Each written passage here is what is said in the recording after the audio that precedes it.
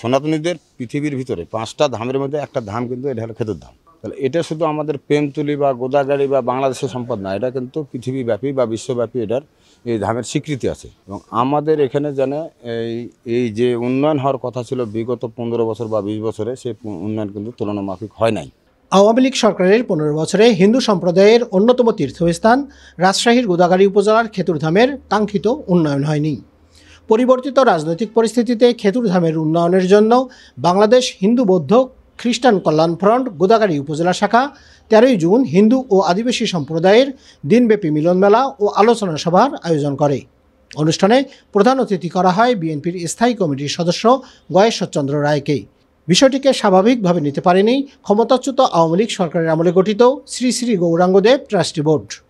বাংলাদেশ হিন্দু বৌদ্ধ খ্রিস্টান কল্যাণ ফ্রন্টের গোদাগাড়ী উপজেলা শাখার সভাপতি শ্রী উপেন্দ্র মণ্ডলের অভিযোগ, 13 জুনের অনুষ্ঠান ভণ্ডুল করতে গত 12 জুন ট্রাস্টি বোর্ডের 12 সদস্যের ইন্ধনে স্থানীয় মাটিকাটা ইউনিয়ন বিএনপির সভাপতি এহসানুল কবির টুকু ও ট্রাস্টি বোর্ডের ব্যবস্থাপক গোবিন্দ চন্দ্র পালের নেতৃত্বে আদিবাসী সম্প্রদায়ের নেতা সহদেব কুমার পান্নার উপর হামলা চালানো হয়। প্রত্যক্ষদর্শী ও হামলা শিকার সহদেবের দাবি, হত্যার উদ্দেশ্যে তার উপর হামলা চালানো হয়েছিল। তবে এই অভিযোগ অস্বীকার করেছেন ট্রাস্টি বোর্ডের ব্যবস্থাপক গোবিন্দ চন্দ্র পাল। আমাদের এখানে যে প্রোগ্রামটা ছিল সেটা হলো হিন্দু এবং আদিবাসী মিলন মেলা, এবং এটার চিফ গেস্ট ছিল যিনি, সেটা হলেন বাবু গয়েশ্বর রায়। আমরা এই প্রোগ্রামটা মূলত করেছিলাম এখানকার ডেভেলপমেন্টের লেগে। এবং আমাদের এখানে জানে এই যে উন্নয়ন হওয়ার কথা ছিল বিগত 15 বছর বা 20 বছরে, সেই উন্নয়ন কিন্তু তুলনামাফিক হয় নাই। এই জরার জন্য এটা 5টা ধামের ভিতরে কিন্তু একটা ধাম, পৃথিবীর 5টা ধাম, সনাতনীদের পৃথিবীর ভিতরে 5টা ধামের মধ্যে একটা ধাম কিন্তু এটা হলো খেতুর ধাম। তাহলে এটা শুধু আমাদের প্রেমতুলি বা গোদাগাড়ি বা বাংলাদেশের সম্পদ না, এটা কিন্তু পৃথিবীব্যাপী বা বিশ্বব্যাপী এটার এই ধামের স্বীকৃতি আছে। আমরা ট্রাস্টি মহোদয়দের সাথে বসছি যে তাদের সাথে সমন্বয় করে যেন এই প্রোগ্রামটা আমরা স্বতঃস্ফূর্ত ফলপ্রসূ করতে পারি, এই লক্ষ্যে কিন্তু আমরা তাদের সাথে আলোচনা করে তারাও আমাদের সাথে পার্টিসিপেট করতে এগ্রি হয়। আমি ডিসি মহোদয়কে জানাইছি, আমি এসপি মহোদয়কে জানাইছি এবং ওসি মহোদয়কে জানাইছি। তাদেরকে আলাদাভাবে এখানে দাওয়াত দিয়েছি এই প্রোগ্রাম আসার জন্য। এবং এখানে যে আমাদের যে পলিটিক্যাল যে বর্তমানে 3 জন মাঠে ধানের শীষের মনোনয়ন প্রত্যাশী যারা আছে তাদেরকে দাওয়াত দিয়েছি, যেন আমি এখানে সুন্দরভাবে সুষ্ঠুভাবে এবং নিখুঁতভাবে যেন প্রোগ্রামটা আমি করতে পারি। আমাদের কথাটা ছিল যে হিন্দু এবং আদিবাসী সম্প্রদায় মিলন মেলা, আমরা আমাদের এখানে প্রোগ্রাম করবো, এটা তো স্বাভাবিক।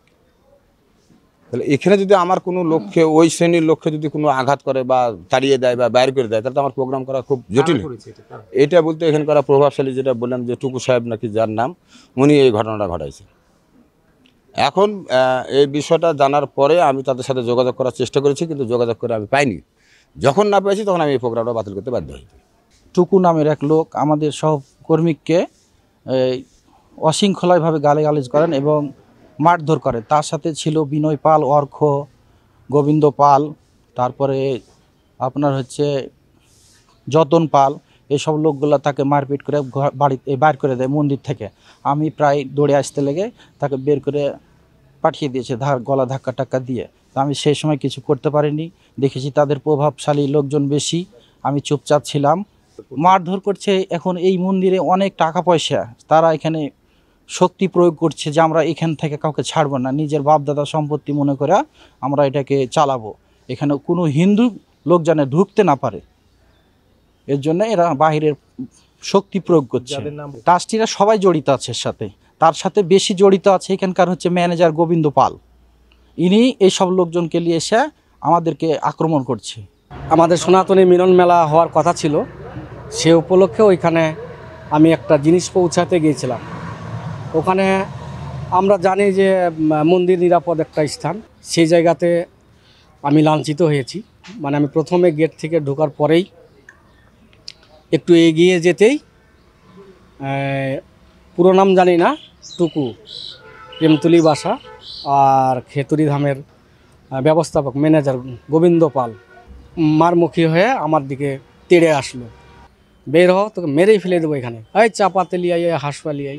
আমি যখন দেখছি যে বেগতিক অবস্থা, আমি মন্দির গেট থেকে বের হচ্ছি, পেছন থেকে তখন আমাকে মারা শুরু করেছিল। 10-12 জন ছিল। তবে স্পষ্ট আমার মারগুলো মনে আছে, সেটা হচ্ছে টুকু এবং হলো গোবিন্দ পাল আমাকে মেরেছে পিছন থেকে। আমি পালাচ্ছি, ওনারা পিছন থেকে আমাকে ধাওয়া করছে। এটা মিথ্যা বানোয়াট এবং ভিত্তিহীন। কারোর সাথে আমার এই পর্যন্ত কোনো কথাই হয়নি এবং কোনো ভিকটিম বলতেই পারবে না যে আমার সাথে কোনো কথা হয়েছে, এবং কারোর সাথে যুদ্ধ বা কারোর সাথে গণ্ডগোল বা কারোর সাথে বাকযুদ্ধ পর্যন্ত আমার হয়নি। এদিকে 12 জুনের হামলার পর হিন্দু ও আদিবাসী সম্প্রদায়ের মধ্যে আতঙ্ক ছড়িয়ে পড়লে 13 জুনের হিন্দু ও আদিবাসী সম্প্রদায়ের দিনব্যাপী মিলনমেলা ও আলোচনা সভা বাতিল করা হয়। শনিবার সকালে রাজশাহী বিএনপি কার্যালয়ে সংবাদ সম্মেলন করে বাংলাদেশ হিন্দু বৌদ্ধ খ্রিস্টান কল্যাণ ফ্রন্ট গোদাগাড়ী উপজেলা শাখা 12 জুনের হামলার সাথে জড়িতদের দ্রুত আইনের আওতায় আনার দাবি জানিয়েছে। আমার এত বড় প্রোগ্রাম কেন ভেস্তে গেল, আমি এটা জবাব চাইছি জেলার কাছে, কেন্দ্রের কাছে।